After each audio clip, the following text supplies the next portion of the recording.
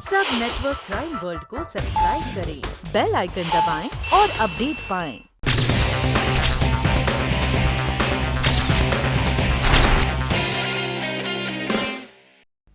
ये रिवॉल्वर मेरी है। सरिता देवी, आपको पता है आप क्या कह रही है? जी हाँ, मैं अच्छी तरह जानती हूँ कि मैं क्या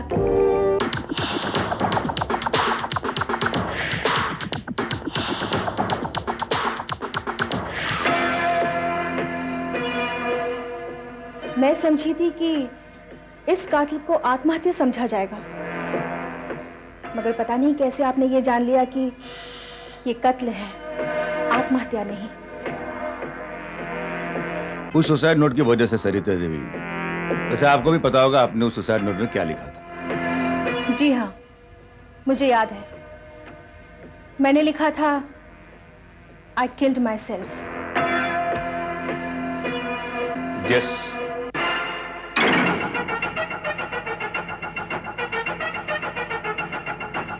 I killed myself. और यहीं पे आपने गलती कर दी। आप जानते हैं इस वाक्य का मतलब क्या है? मैंने अपने आप को मार डाला। कोई भी जिंदा आदमी ये नहीं लिखेगा मार डाला, बस यही लिख सकता है कि मैं अपने आप को मार रहा हूं, खत्म कर रहा हूं, खत्म कर चुका हूं। नहीं, इंग्लिश ये होना चाहिए था, I am killing my self. Oh my God, मैंने तो ये सोचा ही नहीं था। उस वक्त मेरे पास सोचने के लिए इतना वक्त भी नहीं था। कर्नल साहब, सरिता देवी कह रही है कि इन्होंने वो डिस्क चुराई थी, तो आप इनसे पूछे कि वो डिस्क कहां है। और सरिता देवी, आप प्लीज ये मत कहिए कि वो डिस्क आपने कहीं नष्ट कर दी है। जी, सच तो ये है कि वो डिस्क उसी ओवरकोट की जेब में है जो मैंने पहन रखा था, और अब भी वो डिस्क उसी ओवरकोट की जेब में होगी। ये देखिए, यहां है वो कोट जिसमें मैंने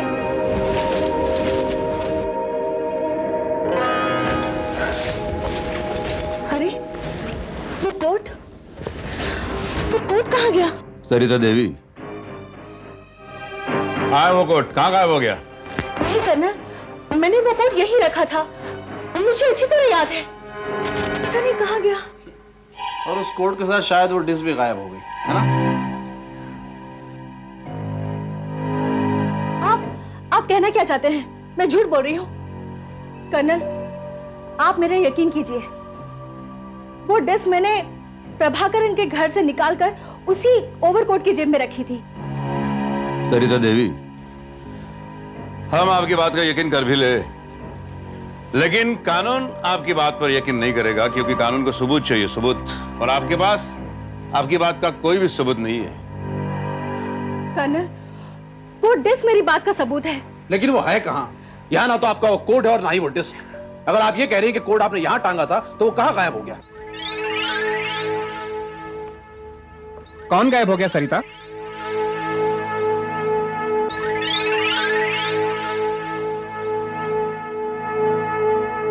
कर्नल, ये वही कोट है जिसकी मैं बात कर रही थी। कोट? कौन सा कोट? कर्नल परमवीर, आप यहाँ?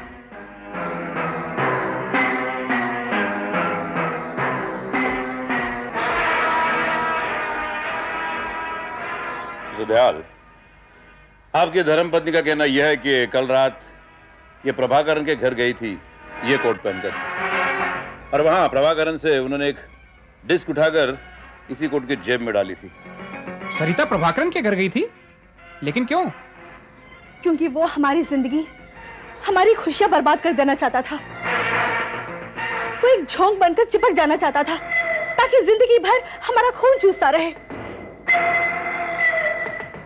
इसलिए मैंने उसका खून कर डाला। क्या? जी हाँ, इनका कहना यह है कि इन्होंने प्रभाकरन का खून किया है।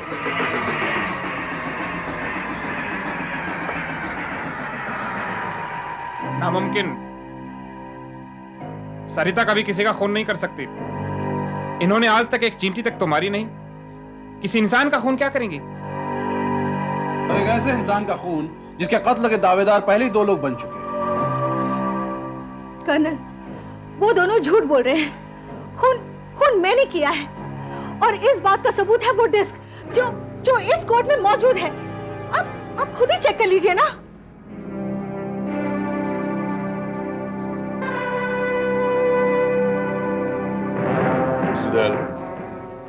इफ यू डोंट माइंड, अगर आपको एतराज न हो तो sure.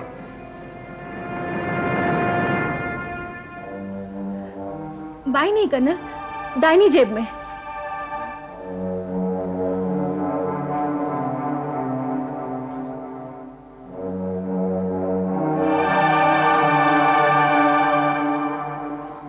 I am sorry Sarita देवी, इसमें तो कोई डिस्क नहीं है। ये कैसे हो सकता है? मैंने वो डिस्क इसी कोट की जेब में रखी थी। लेकिन जब मैंने कोट पहना था तो इसमें कोई डिस्क नहीं थी। तो फिर वो डिस्क गायब कहां हो गई? I am sorry Sarita Devi ji, disc के बिना मैं आपकी बात को ऑफिशियली दर्ज नहीं कर सकता, लेकिन मैं आपको यकीन दिलाता हूं कि सजा मुजरिम को ही होगी, बेगुनाह को नहीं। कातिल जो भी हो बच नहीं सकेगा। कमान इकबाल। जी भाई।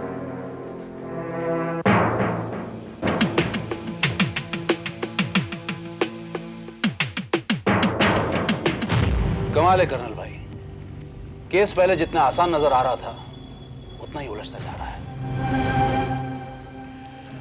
एक कत्ल, 3 सस्पेक्ट्स, तीनों का इकबाल जुर्म और तीनों के खिलाफ सबूत। लेकिन एक बात समझ में नहीं आती कर्नल भाई, एक कत्ल 3 आदमी कैसे कर सकते हैं? जाहिर है जो वहां पहले टपका होगा मर्डर उसी ने किया होगा। इसका मतलब उन तीनों में से 2 लोग झूठ बोल रहे हैं, लेकिन इसका फैसला कैसे करे सच्चा कौन और झूठा कौन? और पोस्टमार्टम की रिपोर्ट भी हमें मौत का वक्त आधा पौने घंटे की मार्जिन से बता रही है, और तीनों के वहां पहुंचने में 10-10 मिनट का फर्क है।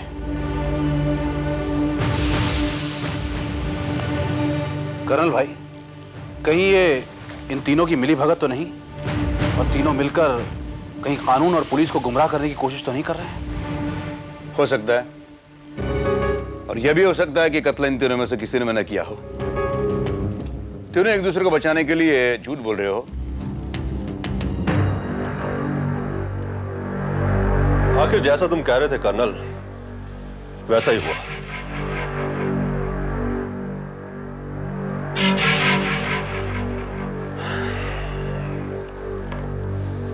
केस इतना उलझ चुका है कि अब इसका सिरा मिलना मुश्किल हो चुका है।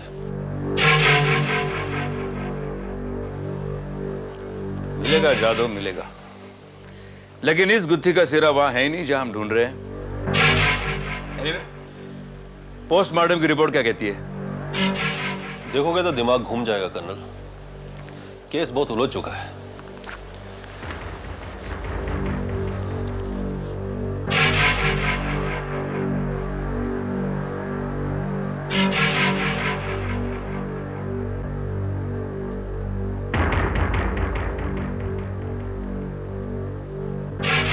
जादव, इस गुत्थी को सुलझाने के लिए हमें मौका वारदात पे दोबारा जाना होगा।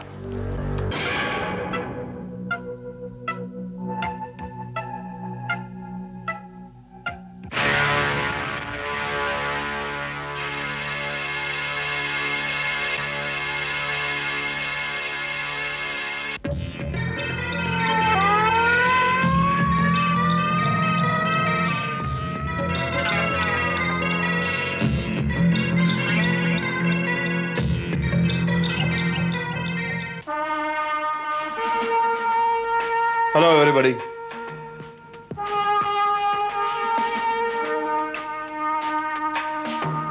Hello colonel. कर्नल, आखिर आपने हम सबको यहाँ बुलाया क्यों है? मिस्टर दयाल, आपको यह जानकर खुशी होगी कि असली कातिल का पता हमें चल गया है।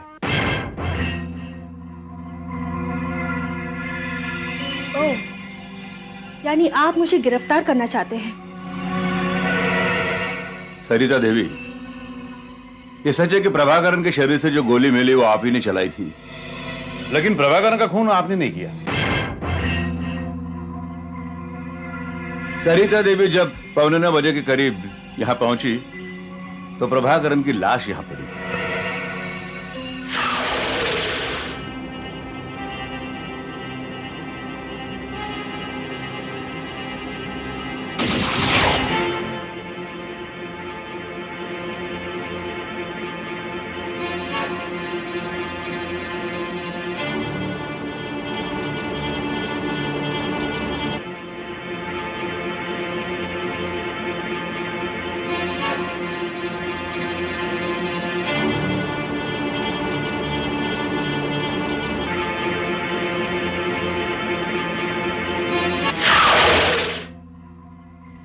ओह नो, और मैं समझता रहा कि खून सुनिधि ने किया।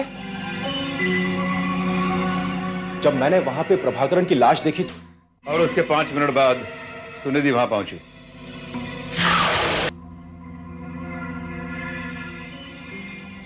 अविनाश के रुमाल को देखकर मैं ये सोचने पर मजबूर हो गई कि कत्ल उसने किया है, इसलिए उस कत्ल का इल्जाम मैंने अपने सर पर ले लिया। अगर सरिता ने प्रभाकरण की जान नहीं ली तो फिर प्रभाकरण की मौत हुई कैसे? जहर से मिस्टर दयाल।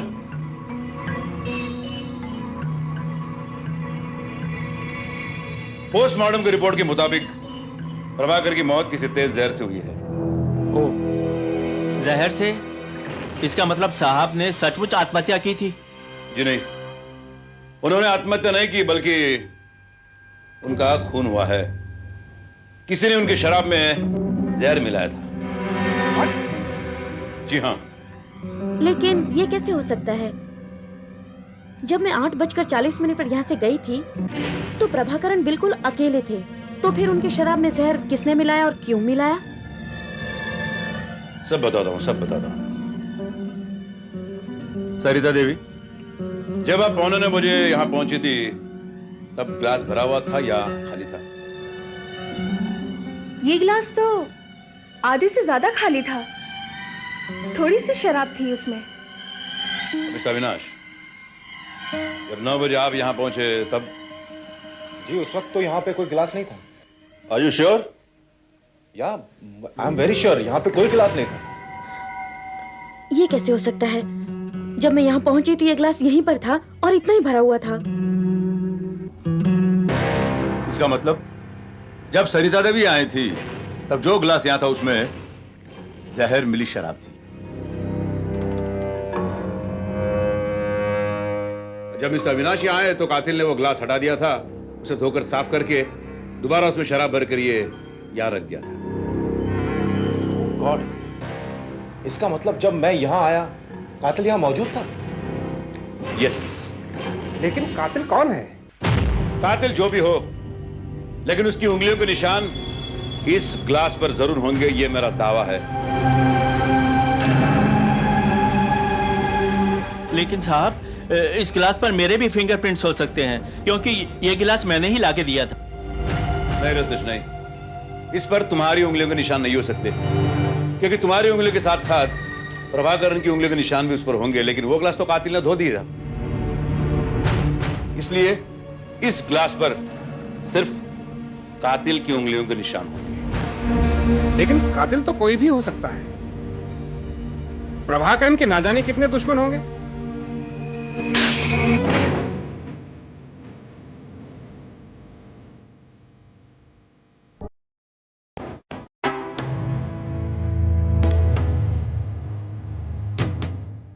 ये क्या बदतमीजी है?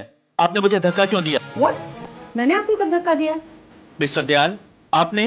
क्या बकवास कर रहे हैं आप? मैं आपसे कितना दूर खड़ा हूं। क्या बकवास कर रहे हैं रत्नेश बाबू? किसी ने आपको धक्का नहीं दिया।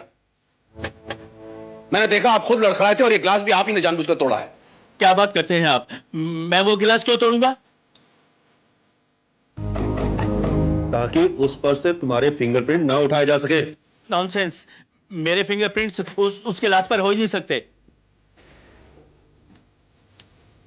मेरे अफसोस है रत्नेश, तुम्हारी यह तरकीब तुम्हारे काम नहीं आ सकी, क्योंकि वो ग्लास जिस पर सचमुच उंगलियों के निशान है वो ग्लास ये नहीं,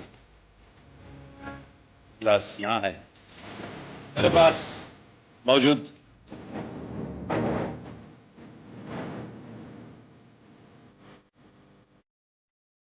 मैं जानता हूं इस पर तुम्हारी उंगलियों के निशान है। तुमने जाने से पहले जो पेग प्रभाकरन को दिया था उसमें जहर था।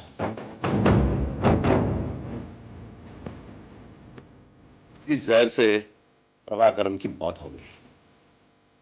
अब बताओ तुमने उसका खून क्यों किया? बताओ।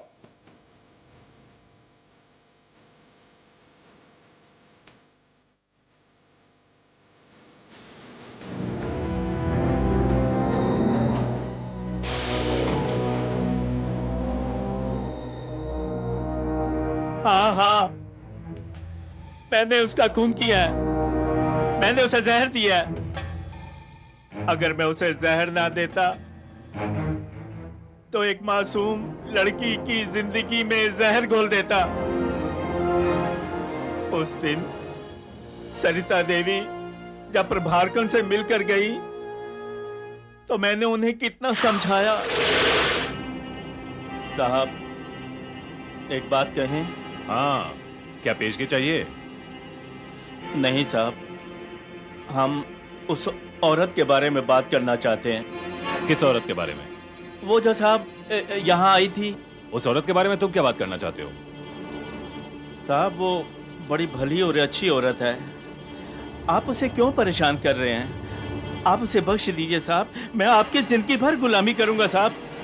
अबे ओ, तुम अपने काम से मतलब रखो। तुम उस औरत को जानते हो? अरे वो बहुत पहुंची हुई चीज है। नहीं साहब, वो तो बहुत अच्छी औरत है साहब। क्यों, दिल आ गया तेरा उस पे? साहब, आप कैसी बातें कर रहे हैं? अरे एक बार वो औरत मेरे जाल में फंस जाए ना, फिर देखना मैं तेरी कितनी आश करा देता हूँ। साहब, ऐसी बात नहीं, हम तो। अरे मैं सच कह रहा हूँ, वो तो कुछ भी नहीं, उसकी लड़की तो पटाखा है, पटाखा। उसे भी हम। साहब, ऊंची आवाज में बात करता है। वो औरत तेरी क्या लगती है? साहब, हम आपके हाथ जोड़ते हैं साहब। उस औरत को बख्श दीजिए साहब, नहीं तो उस औरत की जिंदगी बर्बाद हो जाएगी साहब। तेरे बाप का क्या जाएगा? एक दिन देखना, उस सरिता को और उसकी बेटी को अगर मैंने अपने पांव के ऊपर सर न झुका दिया तो मेरा नाम प्रभाकरन नहीं। उसी वक्त मैंने ये फैसला कर लिया, इस कमीने को मैं जान से मार डालूंगा। उसी रात उसने मुझसे शराब मांगी।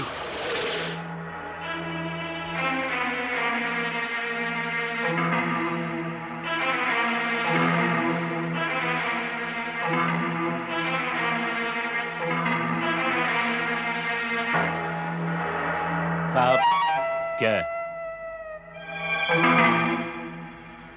साहब, अब हम जाएं? हाँ, जा सकते हो। वैसे भी यहाँ कोई आने वाला है। मुझे क्या पता था कि जिन लोगों को बचाने के लिए मैंने कत्ल का सहारा लिया, वही लोग इस चक्रव्यूह में फंस जाएंगे।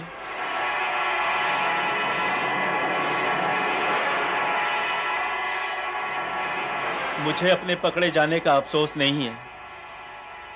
अफसोस तो इस बात का है कि सरिता देवी और उसके परिवार वालों को मैं प्रभाकरन के जहर से बचा नहीं पाया। लेकिन आपने हम सब लोगों के लिए ये सब कुछ क्यों किया? ये मैं तुम्हें नहीं बता सकता। लेकिन मैं बता सकती हूँ।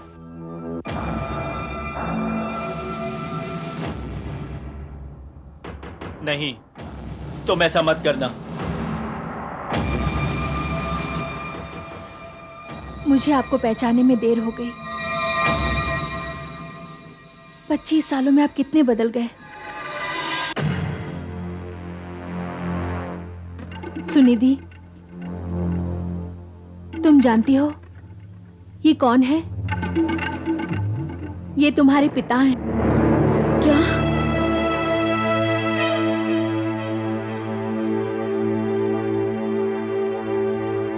पिताजी।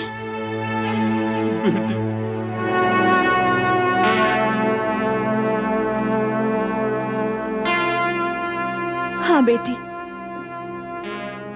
बदकिस्मती ने 25 साल पहले हमें अलग कर दिया था। आज मिले भी तो कैसे? Jadhav, yes colonel. इन्हें अरेस्ट करो। रत्नेश कुमार, मुझे तुमसे हमदर्दी है। अपने परिवार की खुशियां बचाने के लिए सिर्फ एक बाप ही इस हद तक जा सकता है, लेकिन मैं तुम्हारी इस आहुति की व्यर्थ नहीं जाने दूंगा।